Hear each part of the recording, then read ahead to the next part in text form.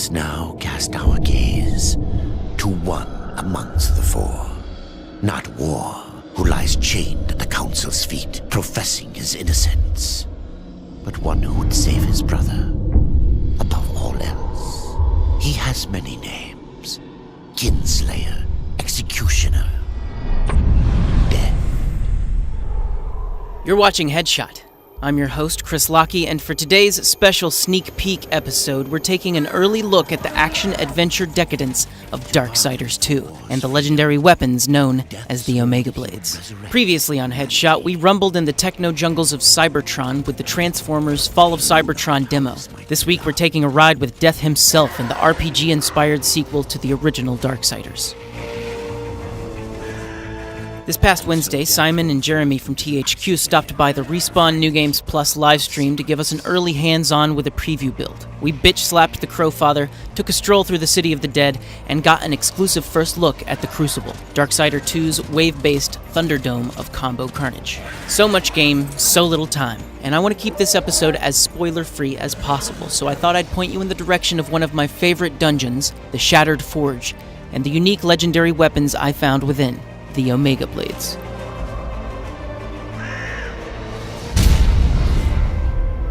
Once you harness Redemption, the powerful pistol belonging to your brother Strife, you'll be able to access Shadow Gorge, the shade-veiled region west of Stonefather's Vale in the Maker's Realm.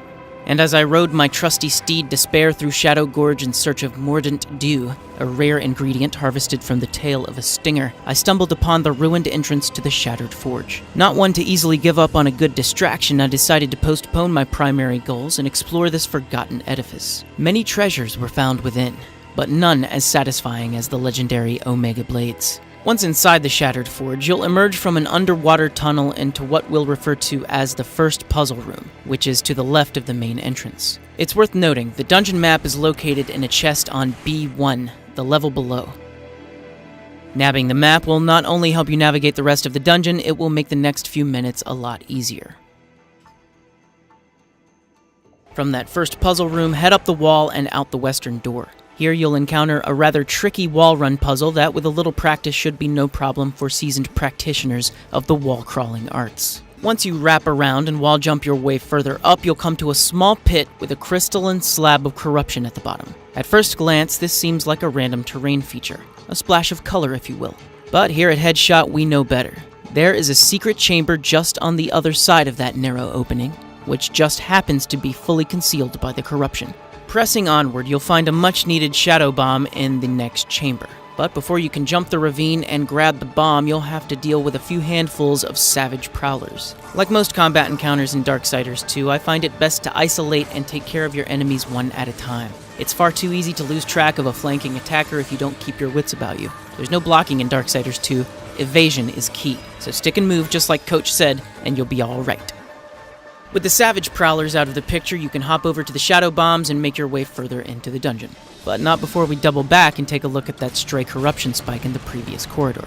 The great thing about these shadow bombs is that they don't detonate until they're shot, which means, despite the natural inclination, they can be hurled across the room for retrieval. I'd be careful where you throw it though, there's no reason to get reckless. And it might not hurt to toss a few extras and spare yourself another trip just in case. Head back to the pit, toss the shadow bomb so it sticks securely to the corruption, and squeeze that right trigger to let Redemption bring home the bacon. Floating within this forgotten nook are the treasures we seek, the Omega Blades. As legend has it, the Omega Blades were built piece by piece from the shattered weapons of slain angels. When wielded, the Omega Blades ignite with raging fires. Each strike of the scythes can cause opponents to erupt into flames, and those flames can spread to nearby enemies. This effect, known as the Omega Fire, consumes all those who oppose the balance. The Omega Blades are a secondary weapon and require a minimum level of 7 to wield them in battle. So get grinding and unleash the power of Omega Fire as you annihilate your way to absolution. Darksiders 2 hits the streets in North America Tuesday, August 14th. Pre-order bonuses abound, so check them out and leave us a comment about what you're most looking forward to from Darksiders 2. So until next time, this is Chris Lockey saying good luck. You're gonna need it. It's a cruel, cruel summer, so stay one step ahead of your virtual enemies by subscribing directly to Headshot, where gameplay strategy and gonzo journalism collide. And if all else fails, follow me on Twitter at Chris Lockey for ongoing updates from the asylum.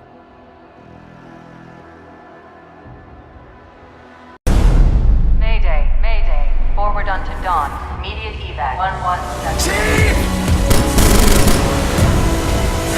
Drive!